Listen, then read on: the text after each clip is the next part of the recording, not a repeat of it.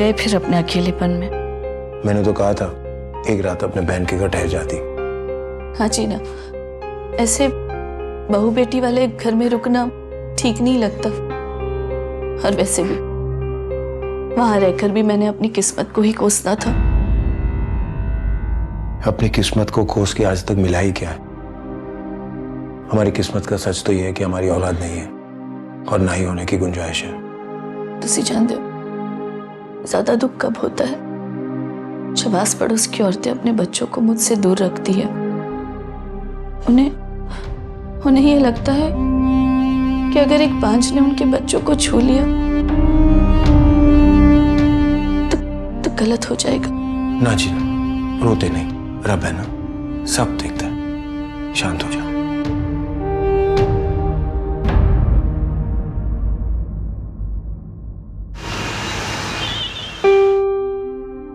अरे सुनिए,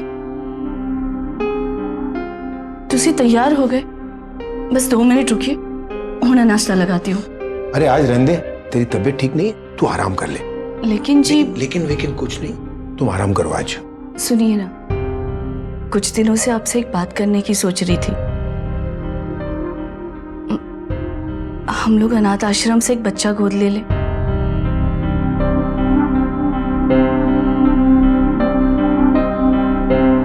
ले तो सकते हैं हम, लेकिन इस वक्त ये सब तू मत सोच। मुझे जरा सोचने दे इसके बारे में, ठीक है?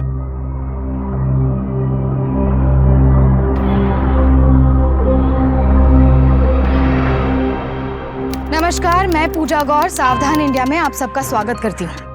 चंडीगढ़ के रहने वाले अवतार सिंह और अगमप्रीत सिंह यूं तो एक सुखी दंपति थे, लेकिन उन्हें सिर्फ एक ही दुख था, उनकी कोई संतान नहीं थी। प्रोफेसर अवतार की अपनी इनकम के अलावा उनके पुरखों की जायदाद भी काफी थी, पर कोई वारिस नहीं था।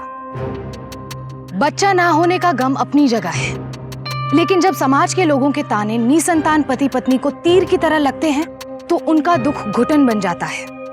अकेलेपन से दुखी अगमप्रीत ने आखिरकार बच्चा गोद लेने के बारे में सोचा, लेकिन अब यहाँ सवाल ये था कि क्या अगमप्रीत की जिंदगी में खुशियां आएंगी या कोई नया दुख उसकी जिंदगी में दस्तक देगा।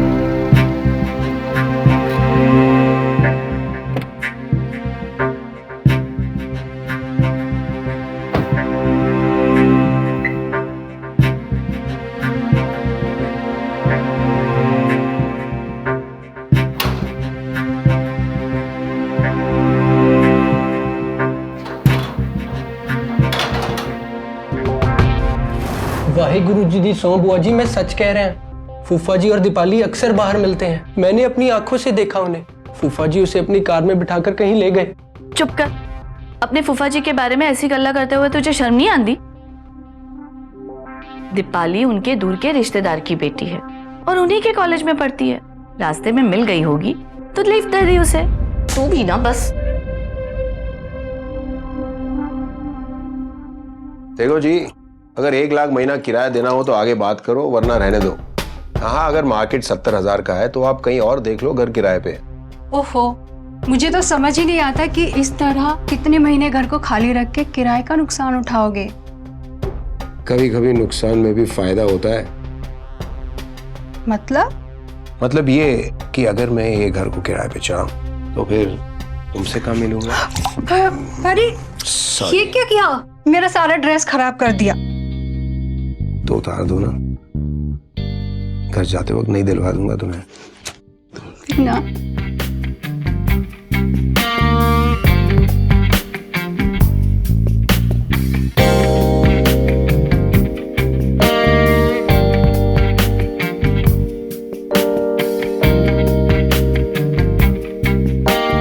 सुनो ना, मुझे अब तुमसे ये छुप छुप के मिलना पसंद नहीं है। शादी कब कर रहे हो? करते ना, मुझे थोड़ा वक्त हो। जब भी मैं तुमसे ये बात करती हूँ हमेशा ऐसे ही टाल देते हो। अरे जब हमने शादी करने की ठान ही ली है तो इसमें इतना सोचना कैसा? तलाक क्यों नहीं दे देते अपनी पत्नी को? अरे भाई दूंगा ना, कुछ वक्त हो मुझे, मैं करता हूँ कुछ। अगर इस बार तुमने कुछ नहीं किया ना तो मैं जरूर कर डालूंगी।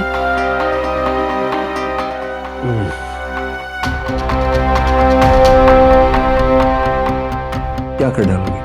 मार डालूंगी तुम्हारी पत्नी को। अरे इतने अच्छे खासे रोमांटिक माहौल में ये मरने मारने की बात कहां से तुम बीच में लाई हो? छोड़ो ना ये मरने मारने की बात। एक काम करो, ये कुछ पैसे लो और अपने लिए एक अच्छी सी ड्रेस ले लो।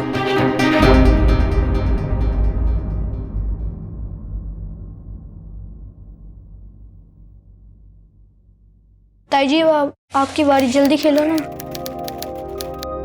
अगर आप दोनों का खेल खत्म हुआ हो तो एक बात करनी थी। हाँ कहो। परछाई जी, किसी अनाथ आश्रम से बच्चा गोद लेने के बजाय ना आप मेरे सोनू को ही गोद ले लो।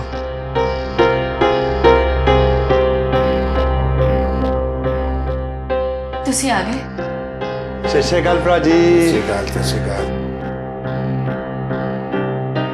सत श्री अकाल ताया जी। जियो खेलो। और बता हरपाल, कैसे आना हुआ? वो क्या है ना भरा जी कि मैं ना अपने घर विच मरम्मत कराने की सोच रहा हूँ। जब तक मेरे घर विच मरम्मत का काम चलेगा ना मैं आपके 10 सेक्टर वाली कोठी में रह सकता हूँ। अरे हरपाल, ये अब गल कल की होती। अभी मैं टोकन लेके आ रहा हूँ, किराए पे तो चढ़ा दी हो जाएगा।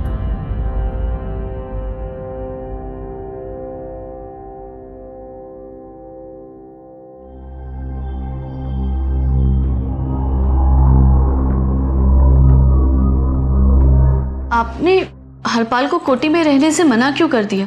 थोड़ा चचेरा भाई है, और अगर टोकन ले भी लिया है तो वापस लौटा देते। अरे तू हरपाल को जानती नहीं है, उसको अगर कोठी में रहने दे दिया ना वो कभी खाली नहीं करेगा उसको।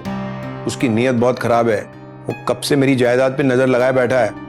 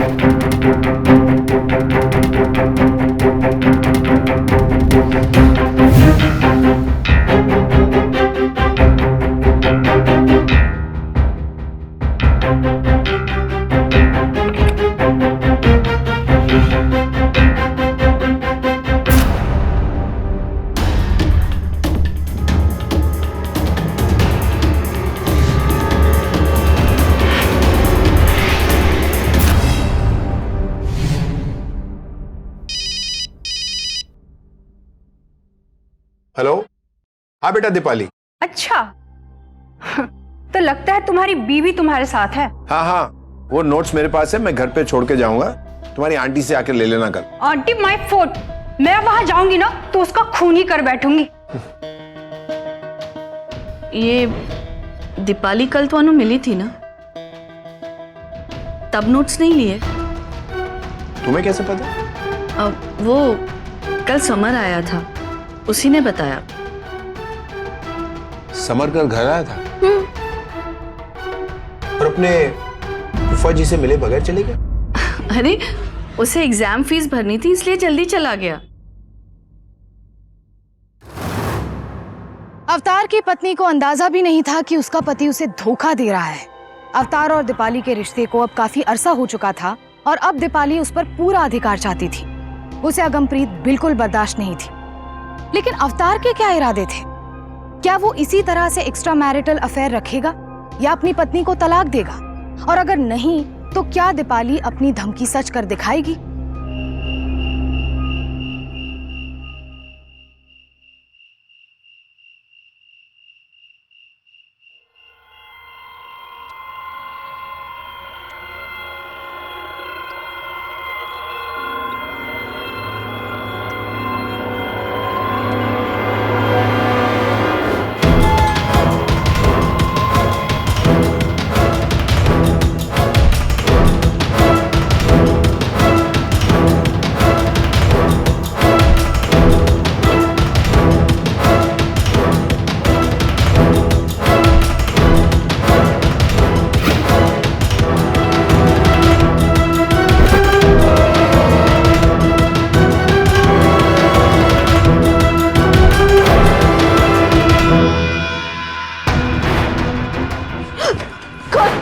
खोलो तुम लोग, खोलो।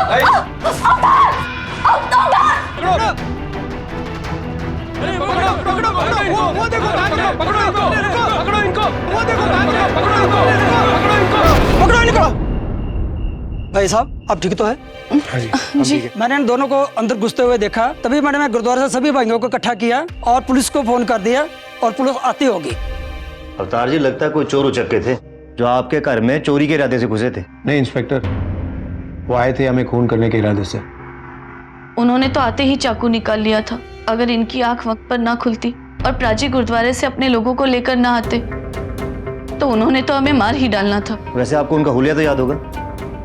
नहीं, उनके मुंह ढके हुए थे। ठीक है, हम तफ्तीश जारी रखेंगे। जैसे कुछ पता लगता है आपको खबर कर देंगे।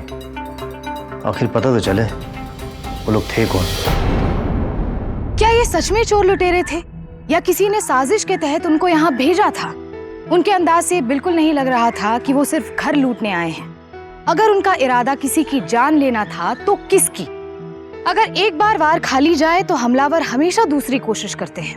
अगर ये वार था तो दूसरा वार किस पर होने वाला था? इस हमले का क्या सच था और अब किसे किससे खतरा था?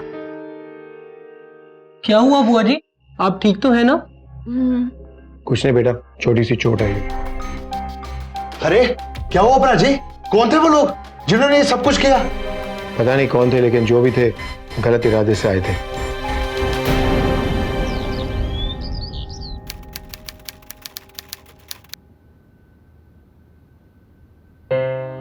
बेटा सोनू, तुम थोड़ी देर बाहर जाओ, आंगन में खेलो। मुझे तुम्हारी ताई जी से बात करनी है।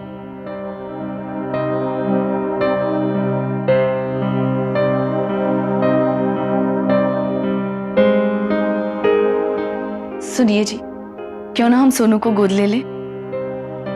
तू बड़ी भोली है, तुझे समझाया था। हरपाल सोनू के बहाने मेरी कोठी और जायदाद को हड़प करना चाहता है। तू उसे जानती नहीं है, मैं उसे बचपन से जानता हूं। ये क्या कह रहे हो प्राची आप? इतना गिरा हुआ समझते हो आप मुझे? अरे माना कि आज मैं पैसे वाला नहीं हूं, पर कल बन तो सकता हूं। आप तो बे औलाद वाले हैं।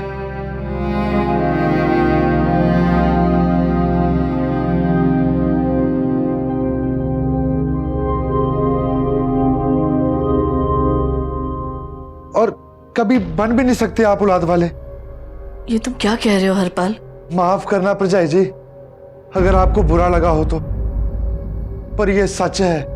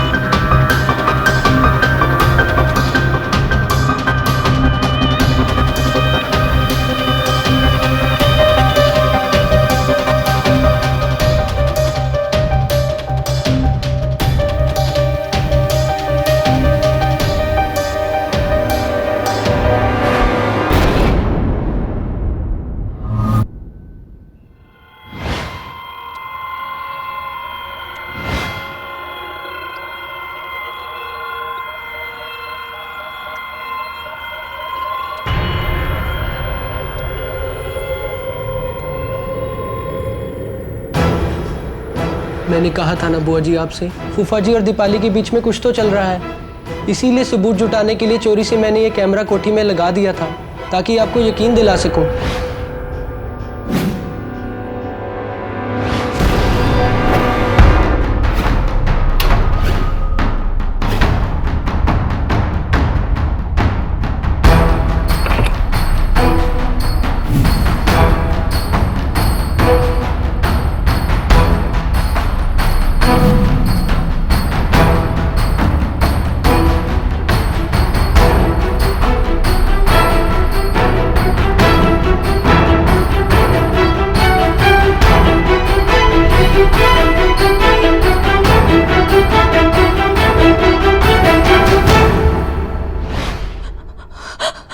ना बुआ जी, ना रोइए मत, संभालिए अपने आप को।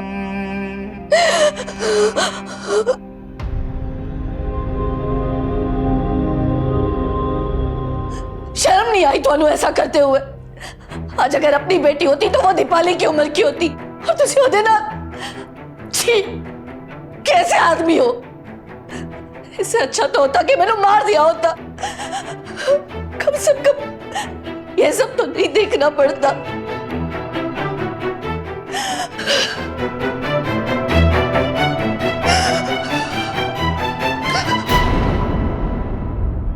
माफ कर दे मुझे अगम, बहुत बड़ी भूल हुई मुझसे। दोबारा ऐसी गलती नहीं करूंगा।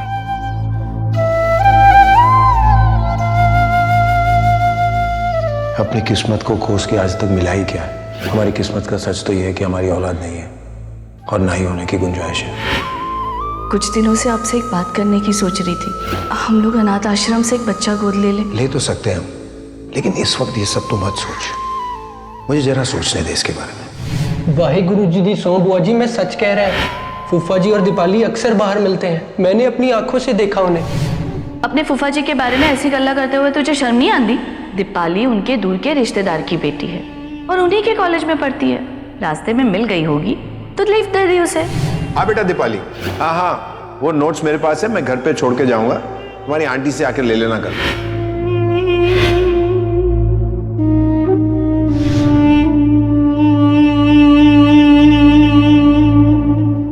वो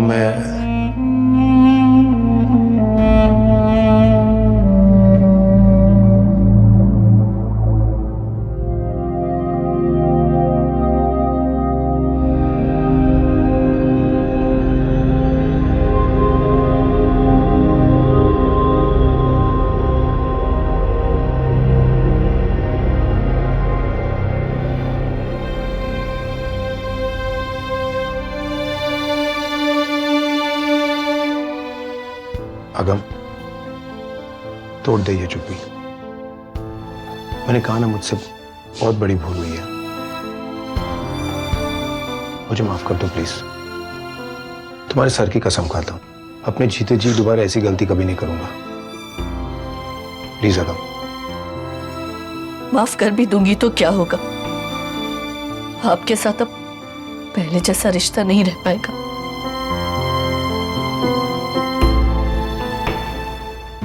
अगम बेहद भावुक महिला थी। उसने अपनी 35 साल की शादी बचाने के लिए अपने पति को एक और मौका दे दिया। पर कहते हैं कि प्यार का धागा अगर टूट जाए तो उसमें गांठ पड़ जाती है। क्या अगम के मन में भी वो गांठ पड़ चुकी थी? क्या उसने अवतार को इस धोखे के लिए मन से माफ नहीं किया था? क्या दोनों के बीच सब कुछ ठीक हो गया था? क्या अवतार सुधरने वाला था और अगम इस धोखे को भूल चुकी थी?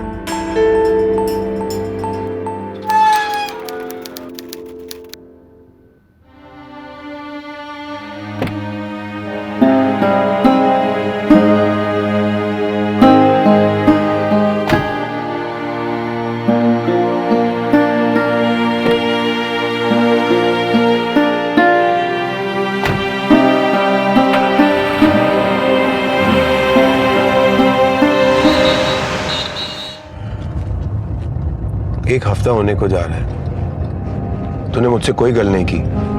आज करवा चौथ है। आज के दिन तू माफ कर दे। आज करवा चौथ है, इसीलिए तुहाडे नाल गुरुद्वारे जा रही हूँ, साडे रिश्ते को निभाने वास्ते।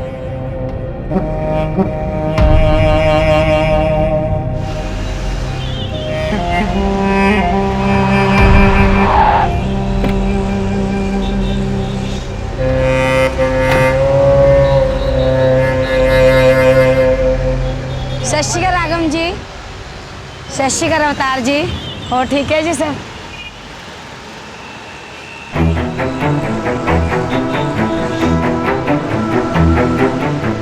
ऑर्डर मिला है, मेरे फोन पे एक फोन आएगा, वही इशारा होगा अपने लिए गोली चलाने का।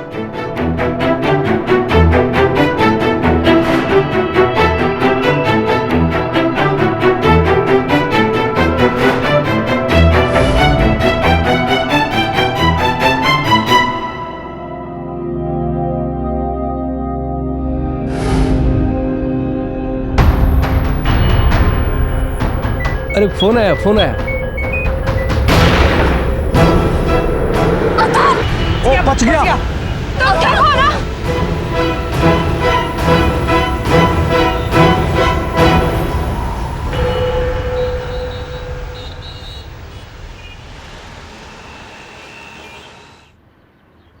अवतार जी, आप पे दूसरी बार जानलेवा हमला हुआ है।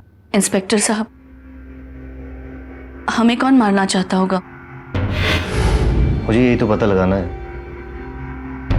वैसे अवतार जी, आपको किसी पे शक है क्या? देखिए इंस्पेक्टर साहब, हमारे कई रिश्तेदार हैं जिनकी नजर हमारे जायदाद पर है, लेकिन आज तक किसी ने ऐसी कोई हरकत की नहीं है। अब किस बेसिस पे किस पे शक कर सकते हैं हम कुछ बता नहीं सकते आपको।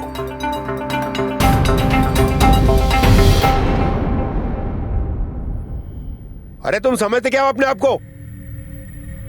नहीं, मुझे कोई बात नहीं सुनी तुम्हारी। एक बार कह दिया ना, मुझे चाहिए मतलब चाहिए। तुम अपने आप को समझते क्या हो? पागल हो गए हो? अरे मुझे धमका रहे हो तुम? गगन, तू मुझे धमका रहा है? देख, बहुत हो गया। मुझे मेरे पैसे चाहिए, मैं भी आ रहा हूं। अभी और इसी वक्त चाहिए, समझा? इतनी रात को तुसी कहाँ जा रहे हो? नुक्कड़ तक जा रहा हूं, 1 घंटे में लौटूंगा।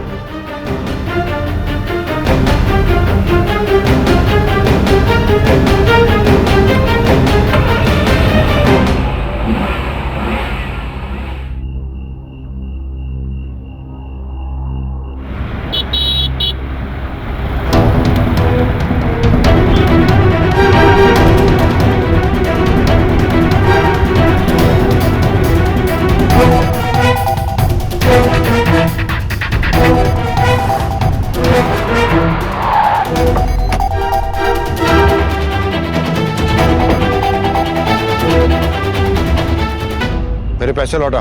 पैसे चाहिए तुझे? ये ले।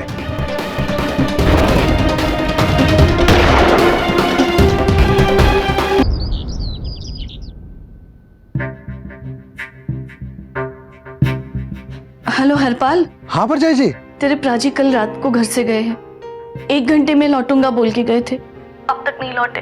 मैंने बड़ा डर लग रहा है। अरे परजाई जी, आप चिंता क्यों करते हो? मैं पता लगाता हूँ। वैसे कुछ बोल के गए थे कि कहाँ जा रहा हूँ? नहीं। देखो जी, हमने आपकी शिकायत दर्ज कर ली है। जैसे ही आपके पति का कुछ पता चलता है, हम आपको खबर कर देंगे। ना जी ना, मैंने घर नहीं जाना। जब तक उनका पता नहीं चल जाता ना, मैं यहीं रहूंगी। और आप यहाँ बैठे बैठे उनका पता कैसे लगा लोगे? तुसी चलो मेरे नाल, साथ जाकर ढूंढते।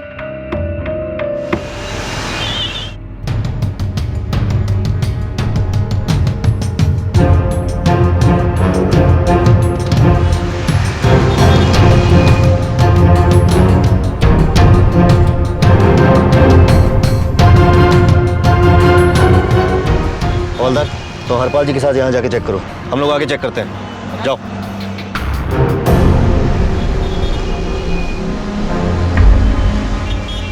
चलो।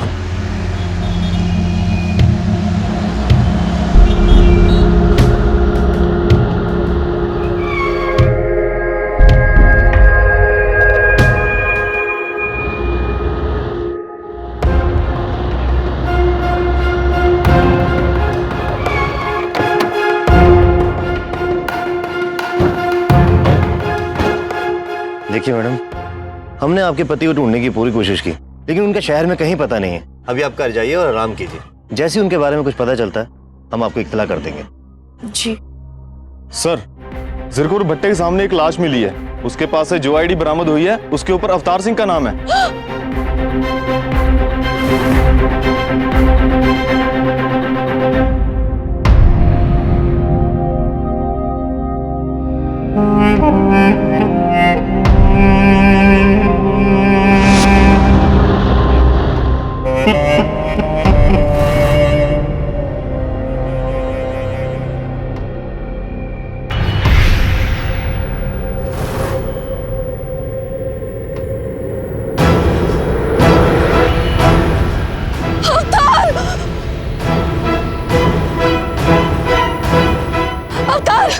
छुएगा नहीं। अवतार, बॉडी को पोस्टमार्टम के लिए भेजो।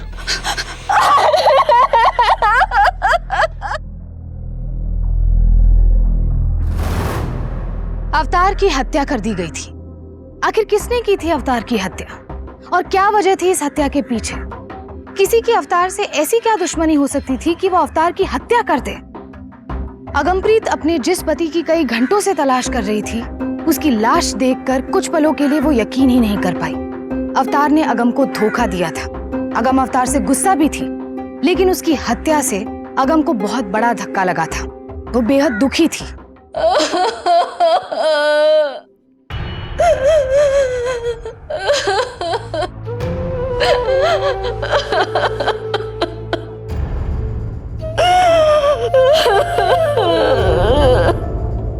बहुत बड़ी भूल हुई मुझसे। दोबारा ऐसी गलती नहीं करूंगा। वो मैं आज करवा चौथ है, आज के दिन तो माफ कर दे। अगम, तोड़ दे ये चुप्पी। मैंने कहा ना, मुझसे बहुत बड़ी भूल हुई है। मुझे माफ कर दो प्लीज।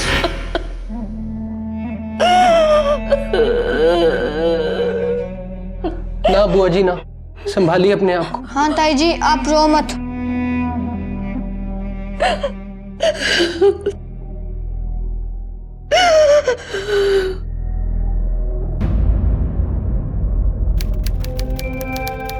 इंस्पेक्टर, अवतार सिंह की डेड बॉडी से जो कारतूस निकला है वो एक पिस्तौल की है। .22 की पिस्टल। सर, अवतार सिंह की कार सेक्टर 10 में उसकी दूसरी कोठी के बाहर मिली है। ठीक है।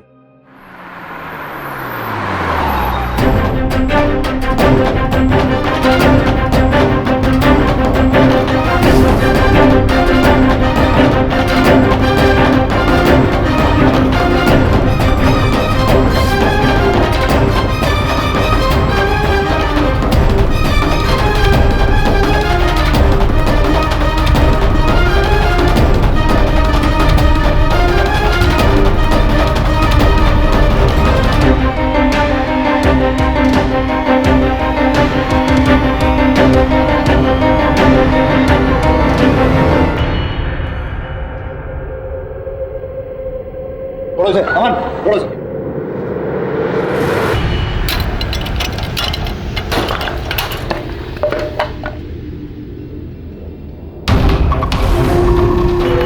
चेक करो उधर, वहां चेक करो।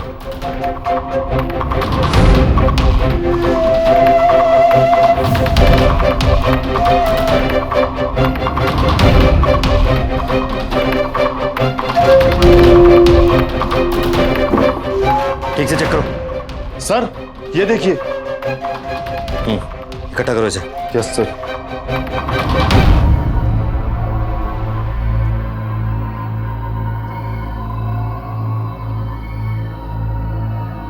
चलो। सर, हमने अवतार की कॉल डिटेल चेक कर ली है। जिस रात उसका मर्डर हुआ, उस रात जिस नंबर पे उसने लास्ट टाइम कॉल किया है, वो नंबर उसी के नाम पे रजिस्टर्ड है। क्या? अगर ऐसा है तो उसका वो नंबर कोई उसका अपना ही यूज कर रहा होगा। जी सर, और इस कॉल डिटेल के जरिए एक नंबर और सामने आया है जिस पर वो अक्सर बात किया करता था। किसका है वो नंबर? वो किसी दीपाली नाम की लड़की का नंबर है। और कोठी के आसपास रहने वाले लोगों से भी यही पता लगा है कि अवतार सिंह किसी 20-22 साल की लड़की के साथ अक्सर यहाँ पे आया जाया करता है।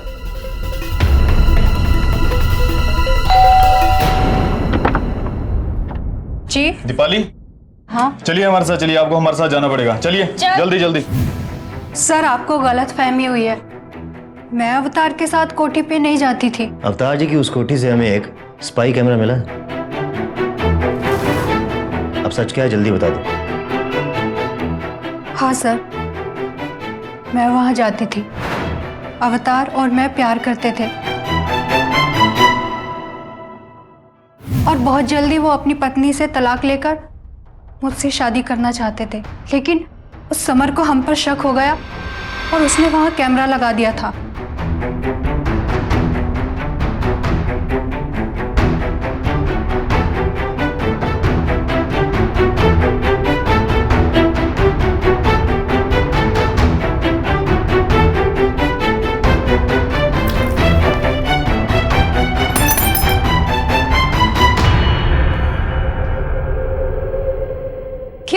अगम को हमारे बारे में पता चल गया। समरजीत ने उसको वीडियो बनाकर दिखाया।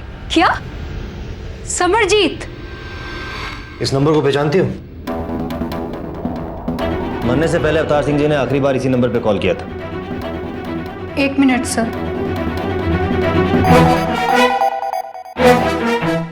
सर, ये तो समर का नंबर है। समर? सर ये नंबर मैं यूज करता था, लेकिन 2 महीने पहले मेरा फोन खो गया था और ये नंबर फूफा जी के नाम पे था। मैंने उनसे कहा भी कि वो कंप्लेन लिखा दें ताकि नंबर का मिसयूज ना हो सके। झूठ बोलता है तू। हम अच्छी तरह जानते हैं तूने अपने फूफा जी को मारा है। तूने वीडियो बनाई थी ना दीपाली और अवतार सिंह जी की? हाँ सर, मैंने वीडियो बनाई थी, लेकिन अपनी बुआ जी को उनकी सच्चाई बताने के लिए। कहाँ है वो वीडियो? वो मेरे लैपटॉप में सेव है।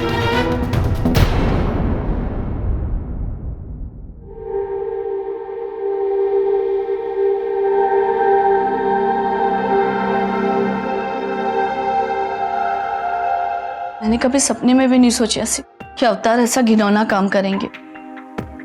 इस बात को लेकर हमारा बहुत झगड़ा हुआ। कई दिनों तक वो मुझसे माफी मांगते रहे। करना पड़ा माफ। क्या करती? 35 साल की शादी तो नहीं तोड़ सकती थी ना। उसके बाद उन्होंने मुझसे वादा किया था कि वो दीपाली से कभी नहीं मिलेंगे। अगम, तोड़ दे ये चुप्पी। मैंने कहा ना, मुझसे बहुत बड़ी भूल हुई है। तुम्हारे सर की कसम खाता हूं, अपने जीते जी दोबारा ऐसी गलती कभी नहीं करूंगा। इसका मतलब आपने अपने पति को दिल से माफ नहीं किया था, इसीलिए आपने अपने भतीजे समर के हाथों अपने पति का कत्ल करवा दिया। ये क्या बकवास कर रहे हैं तुसी? जी हाँ, क्योंकि जिस नंबर पे अवतार जी ने मरने से पहले आखिरी बार बात की थी वो नंबर उन्हीं के नाम पर रजिस्टर था, जिसे कई दिनों से समर यूज कर रहा था। उसने उन्हें फोन करके बुलाया और उनका काम तमाम कर दिया। ये देखिए।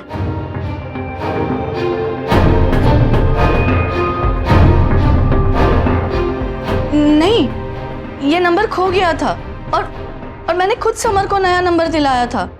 और ये नंबर का मिसयूज ना हो इसीलिए अवतार ने खुद रिपोर्ट दर्ज कराई थी। उस कंप्लेंट की कॉपी है आपके पास? जी, मैं हुणे लेकर आई।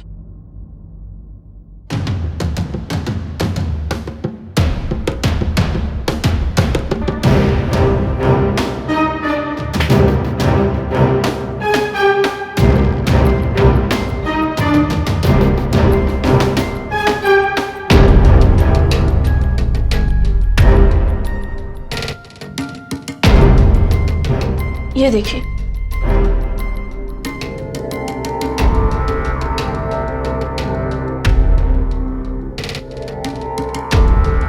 तो इसका मतलब है उन्होंने ये नंबर दोबारा इशू कराया था। लेकिन ऐसा क्यों किया होगा उन्होंने? आखिर किसने किसके खिलाफ साजिश की थी? कौन था अवतार का हत्यारा? पुलिस के हाथ अब तक कोई ठोस सबूत नहीं लगा था। समर और अगम अभी भी शक के दायरे में थे, लेकिन पुलिस के जाने के बाद अगम को कुछ ऐसा पता चला जिसने इस केस का रुख पलट कर रख दिया।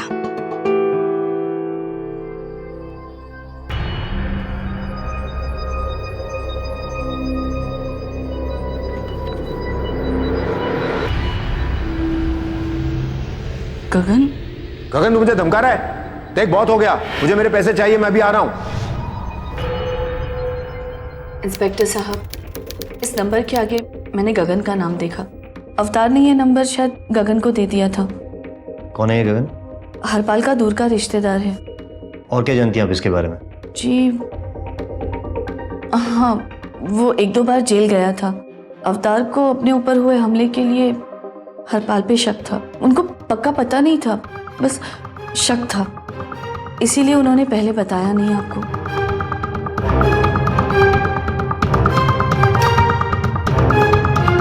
The number you are trying to call is currently switched off. Please try again later. अभी तो उसका नंबर ऑफ जा रहा है।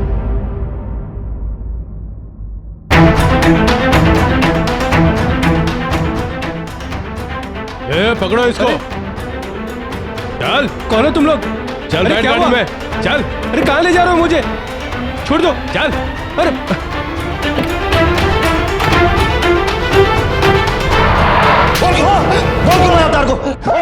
क्यों मारा अवतार सिंह को? बोल। साहब जी, मैंने नहीं मारा साहब जी। सच बोल, चढ़ाऊं पटा। सच कह रहा हूँ साहब जी, मैंने नहीं मारा। भला मैं क्यों मारूंगा अपने प्राची को? गगन मेरा रिश्तेदार है, पर आजकल मेरी उससे कोई बातचीत नहीं होती है साहब जी। तेरी उससे कितनी बातचीत होती है ये तो हम पता लगा लेंगे। पहले ये बताइए गगन मिलेगा कहाँ?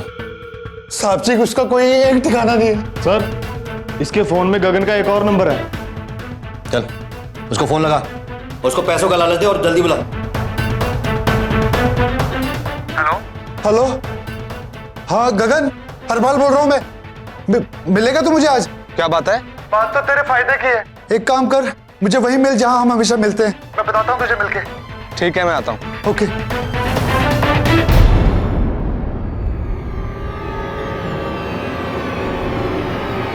हाँ हरपाल पाजी, क्या है मेरे फायदे की बात?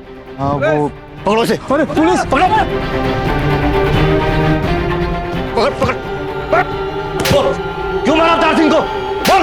बस साहब, हमारे मत मारो साहब, सब बताता हूँ साहब आप। हाँ मैंने ही मारा अवतार को। हरपाल के कहने पे मारा ना तूने उसे? नहीं, हरपाल के कहने पे नहीं, दरअसल हमें सुपारी दी थी। अवतार की सुपारी? किसने दी थी सुपारी? अवतार को मारने की नहीं, उसकी बीवी को मारने की।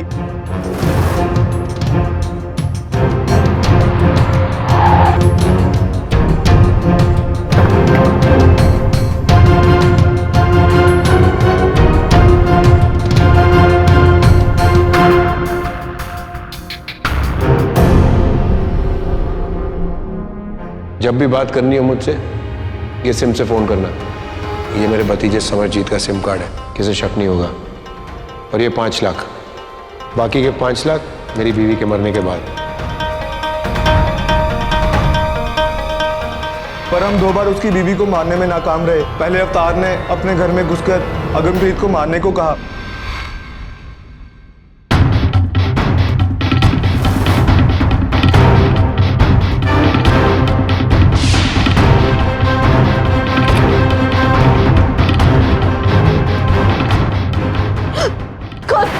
खोलो तुम लोग, खोलो। हमने सब किया, लेकिन ऐन मौके पे आगे गुरुद्वारे के सेवकों ने उसे बचा लिया। पकड़ो पकड़ो इनको, पकड़ो पकड़ो इनको। भाई साहब आप ठीक तो है? हाँ जी। फिर हमने उसे गुरुद्वारे के बाहर गोली मारने की कोशिश की।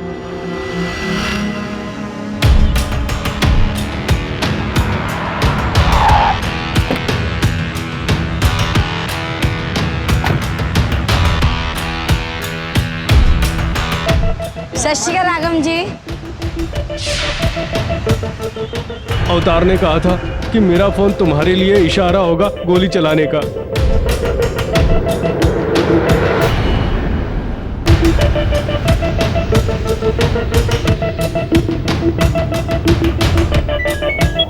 फोन आया, फोन आया। उसका फोन आने पर हमने गोली चलाई, लेकिन हमारा निशाना चूक गया। बच गया। इसी गुस्से से अवतार ने अपने पैसे वापस मांगे और फिर बोला कि वो अपना काम किसी और से करवाएगा। गगन तू मुझे धमका रहा है? देख बहुत हो गया, मुझे मेरे पैसे चाहिए, मैं भी आ रहा हूँ। लेकिन हम उसके पैसे लौटाना नहीं चाहते थे, इसीलिए हमने उसे फोन करके पैसे लौटाने के लिए बुलाया।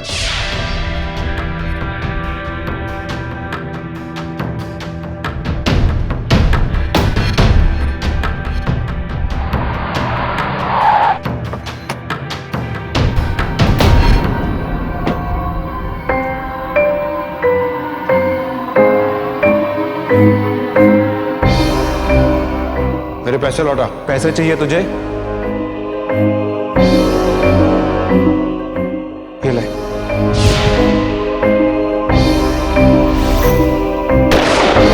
और उसकी गाड़ी को हमने बंद कोटे के सामने खड़ा कर दिया ताकि पुलिस को शक ना हो और हम पकड़े ना जाए।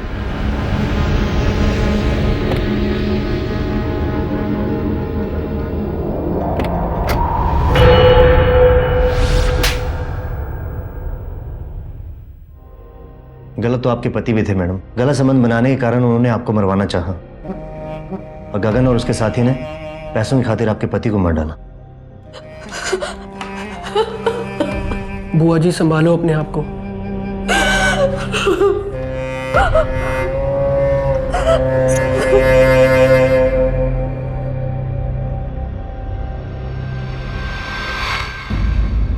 एक तरफ जहां अगमप्रीत अपने पति का ये सच सुनकर सदमे में थी, वहीं दूसरी तरफ गगन और उसके साथी राजू को अदालत में अवतार का खून करने के लिए आईपीसी की धारा 302, अगमप्रीत की हत्या के प्रयास के लिए आईपीसी की धारा 307 और क्रिमिनल कॉन्स्पिरेसी के लिए आईपीसी की सेक्शन 120 के तहत उम्र कैद की सजा सुनाई गई।